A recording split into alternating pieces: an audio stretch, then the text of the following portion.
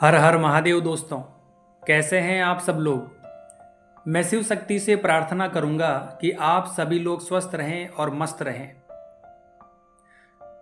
दोस्तों, आज का जो हमारा टॉपिक है वो बहुत ही पवित्र और प्रिय है, क्योंकि ये हमें ये समझने का अवसर देता है कि महादेव और महादेवी के बीच का दिव्य संबंध क्या है।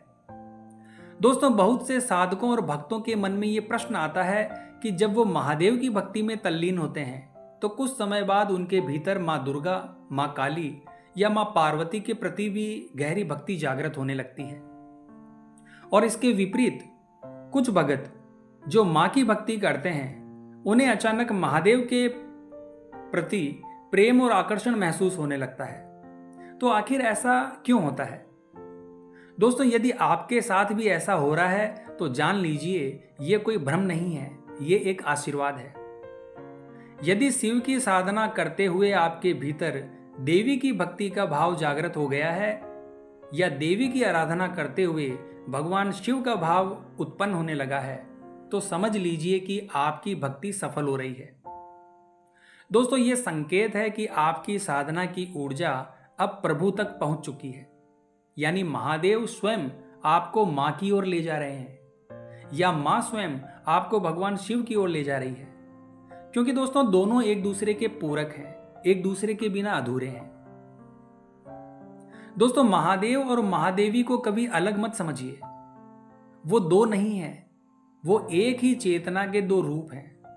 जैसे अग्नि और उसका ताप, सूर्य और उसकी किरण, वैसे ही शिव और शक्ति।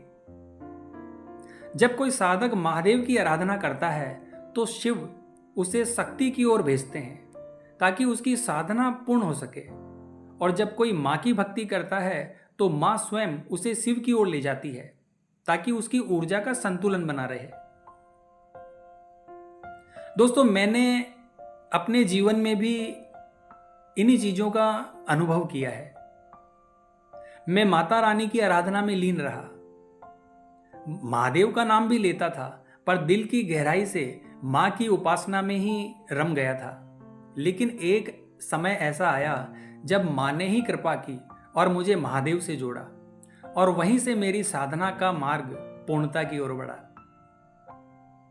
आज जब मैं पीछे मुड़कर देखता हूं तो स्पष्ट समझ में आता है कि जब तक दोनों यानी शिव और शक्ति एक साथ अनुभव ना हो तब तक साधना अधूरी रहती है।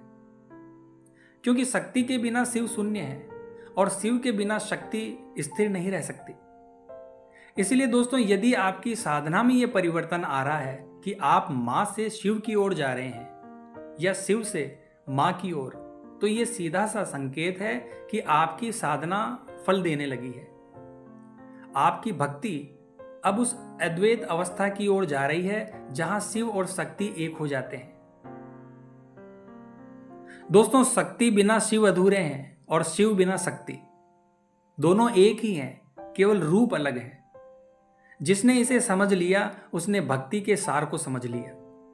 इसलिए अपने मन से सभी संशय को मिटा दीजिए।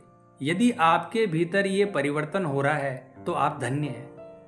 आपकी साधना अब अपने पूर्ण रूप की ओर अग्रसर है और आपकी भक्ति का ये मिलन ही मोक्ष का मार्ग है।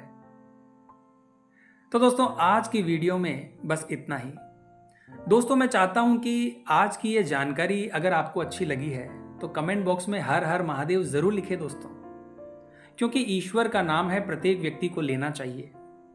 इसमें किसी भी प्रकार की कंजूसी ना करें। और हाँ दोस्तों, मैंने कुछ प्रोडक्ट्स के लिंक हैं जो नीचे डिस्क्रिप्शन बॉक्स में दिए हैं, जिनका यूज करके आप अपने घर की नेगेटिविटी को रिमूव कर सकते हो, और इन चीजों का उपयोग आप अपने पूजा पाठ के दौरान भी कर सकते हो। इन चीजों को आप हमारे द्वारा दिए गए लिंक्स पर जाकर परचेस कर सकते हैं। तो मिलते हैं दोस्तों इसी प्रकार की अगली वीडियो के माध्यम से। जय मां अम्बे, जय श्री कल्याण।